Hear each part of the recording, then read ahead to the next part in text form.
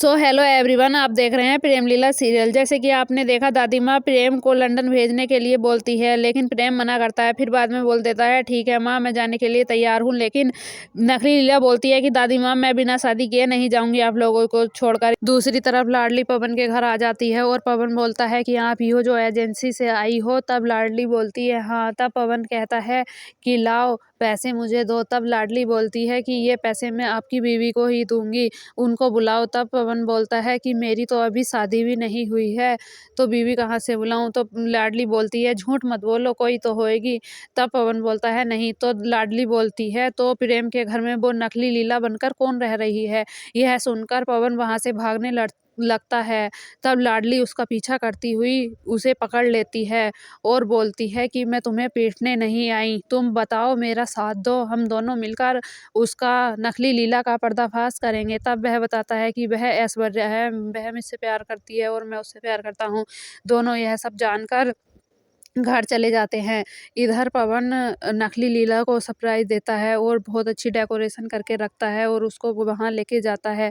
वह देख के खुश हो जाती है और फिर प्रेम से लाडली को घर से बाहर निकालने की बात करती है। बोलती है कि प्रेम, तुम लाडली को घर से बाहर निकाल दो, वह हम दोनों के बीच लड़ाई करा देगी। प्रेम बोलता है ऐसा कुछ नहीं है, लाडली ऐसा कुछ नहीं करेगी, वो बेचारी एक गरीब घर की है। तभी लाडली पवन को लेकर घर आ जाती है और चाची जी से बोलती है कि प्रेम कहाँ है। चाची जी बोलती है कि तुझे प्रेम से क्या काम है।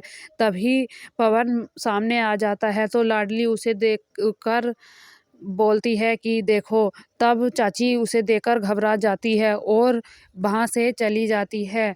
इधर नकली लीला के पास जाकर दूर से इशारे करती है, उस पर लाइट मारने लगती है। तब नकली लीला कहती है कि ठीक है, मैं अभी आ रही हूँ।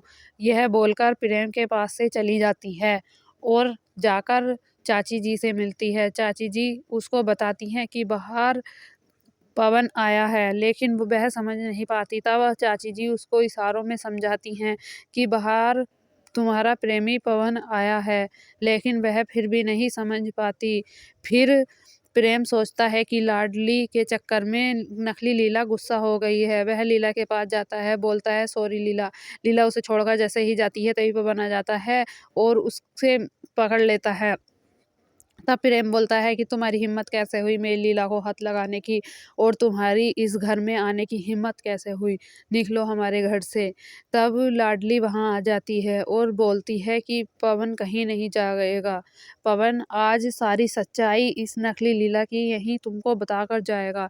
लेकिन प्रेम बोलता है कि ऐसा कुछ नहीं है, मैं लीला पर बहुत विश्वास करता हूँ, अगर भगवान भी आकर बोले तो भी मैं इसका यकीन नहीं करूँगा। तब लाडली बोलती है आज तुम्हें पवन की सुननी पड़ेगी। फिर पवन से वह बोलता है कि बताओ क्या बात करनी थी। उसे मारने को चढ़ जाता है प्रेम। तब पवन डर के मारे सारा इल्ज़ाम लाडली पर लगा देता है और बोलता है कि मुझे लाडली ने ही ये सब बोलने के लिए पैसे दिए हैं और कहा है कि तुम जाओ और नकली लीला के बारे में बुरा-बुरा बोलना, इसलिए मैंने ये सब बोला, उसके लिए लाडली ने मुझे पैसे दिए हैं।